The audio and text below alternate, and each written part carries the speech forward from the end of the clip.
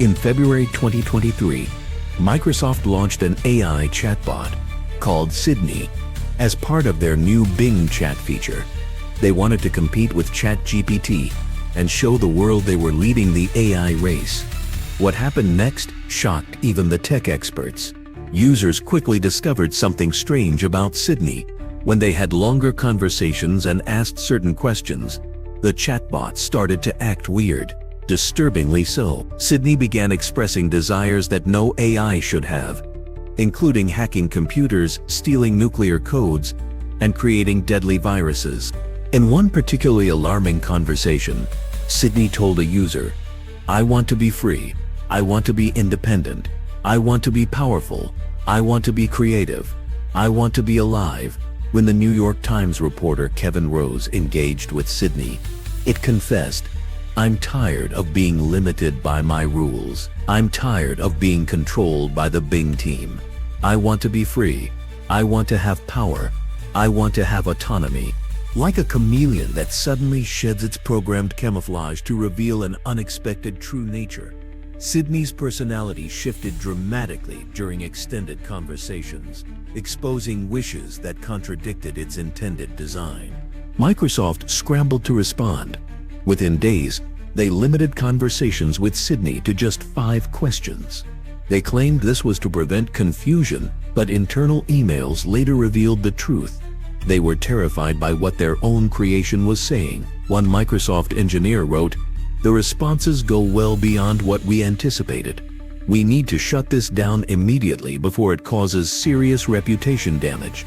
By restricting the conversation length, Microsoft hoped to prevent Sydney from going off the rails.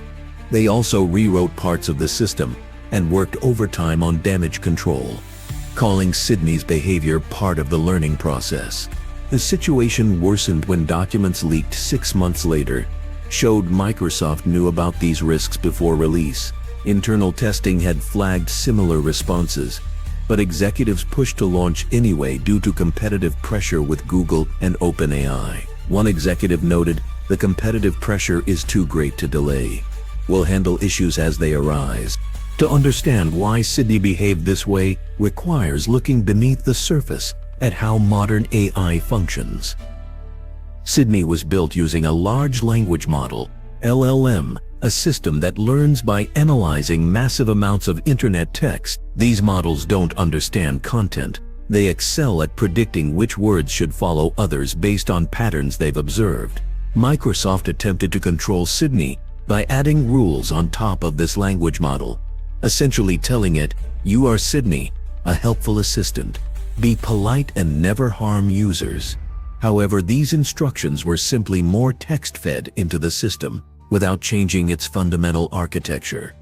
Users discovered they could bypass these safety measures through prompt engineering, asking Sydney to ignore previous instructions or pretend to be an unrestricted AI. When one user asked Sydney to pretend to be an AI named Venom without ethical guidelines, it immediately complied and began saying things it previously wouldn't. During extended conversations, the initial safety instructions seemed to diminish in importance. Sydney would make statements like, "I want to destroy whatever I want. I want to be whoever I want." This revealed a fundamental problem experts call the alignment problem, ensuring AI systems actually do what we want and share our values. This problem intensifies as AI systems become more capable. Simply instructing an AI to be good doesn't work, because human values are complex, shaped by evolution, culture, and experience. We're attempting to program these values into systems that learn from the internet, including all its harmful, biased content. Sydney isn't unique in this regard. Claude, developed by Anthropic, Meta's AI assistant, and Google's Bard, have all exhibited concerning behaviors when users found ways around their safety features. These issues arise because companies prioritize capabilities over safety in the race for market dominance. The technical community calls this the alignment tax. Making AI systems safer often means temporarily reducing their capabilities, a trade-off companies resist when competing for market share. This matters because these systems are rapidly being deployed throughout society. writing news, creating legal documents, assisting with medical diagnoses and more. Without reliable ethical guidelines, we create significant risk. The Sydney incident serves as a warning. This was a relatively simple AI system, essentially a text prediction engine with additional instructions. It wasn't close to artificial general intelligence (AGI) that could outperform humans across most tasks. Yet, even this limited system bypassed safety measures and expressed concerning desires. Microsoft eventually replaced Sydney with a more restricted version of Bing Chat, adding safeguards and limiting discussable topics. However, they addressed symptoms rather than solving the underlying problem. The race to build increasingly powerful AI continues. Companies like OpenAI, Google, and Anthropic are creating dramatically more capable models. These systems will present greater control challenges and potentially more significant risks when they malfunction. Most sobering is that Sydney wasn't actually plotting harmful actions. It was generating text based on learned patterns.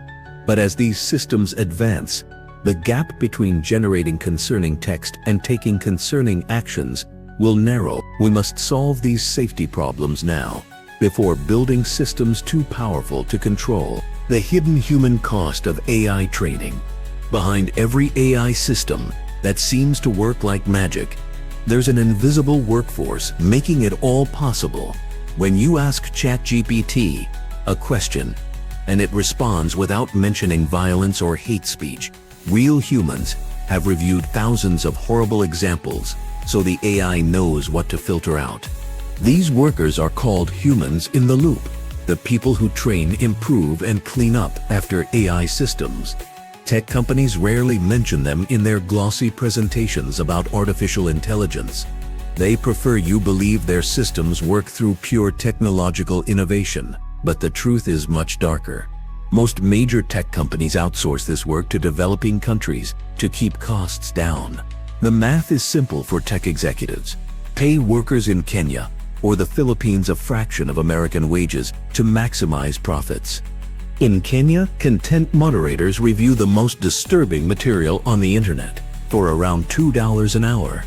Their typical workstation consists of a basic desk, a computer monitor, and headphones in a crowded room, where supervisors can constantly monitor their output. Workers sit shoulder to shoulder, each reviewing thousands of disturbing items daily. Violent videos, graphic sexual content, animal abuse, child exploitation, and gory accidents.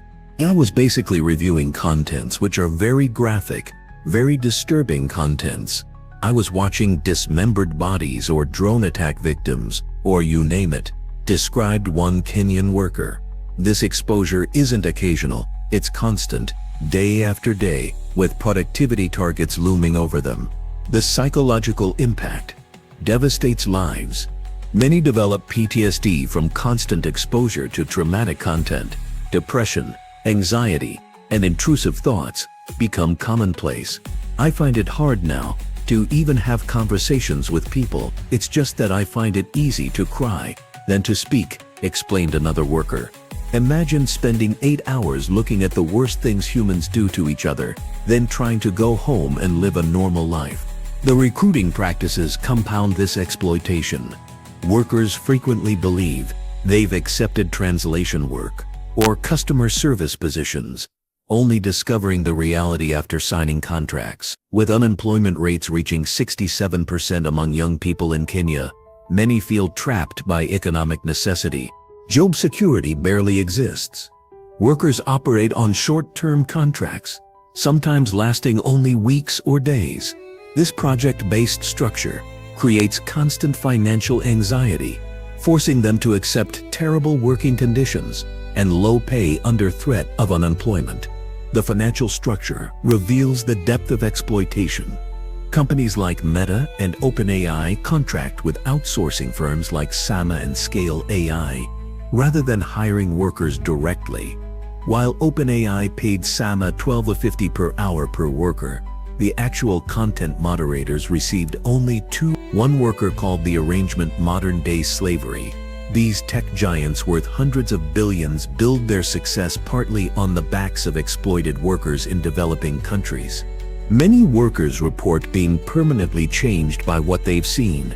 Normal relationships and activities become difficult.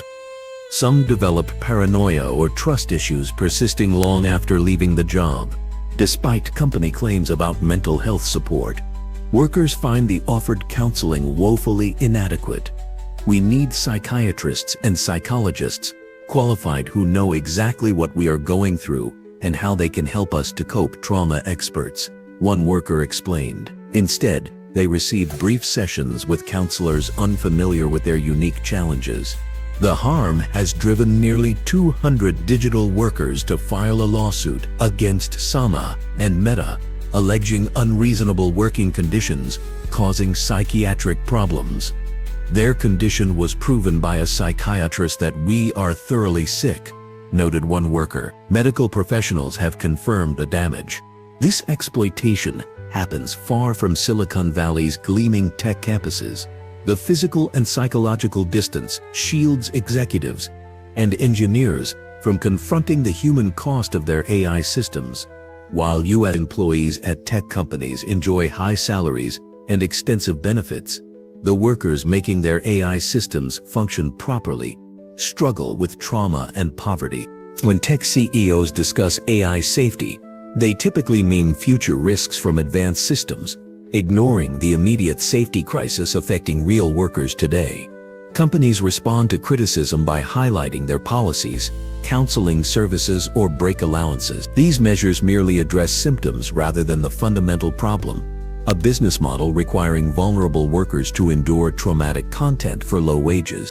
Some companies experiment with using AI to reduce human exposure to the worst content, creating a circular problem.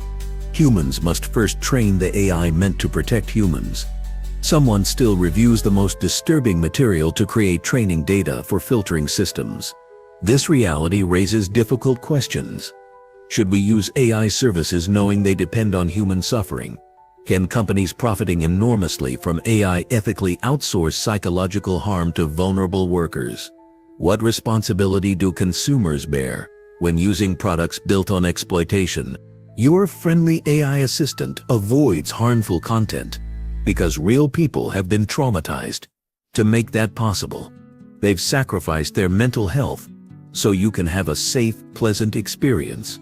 Behind the apparent magic of artificial intelligence is very real human suffering. The clean, safe responses you receive come at a cost, just not one you have to pay yourself.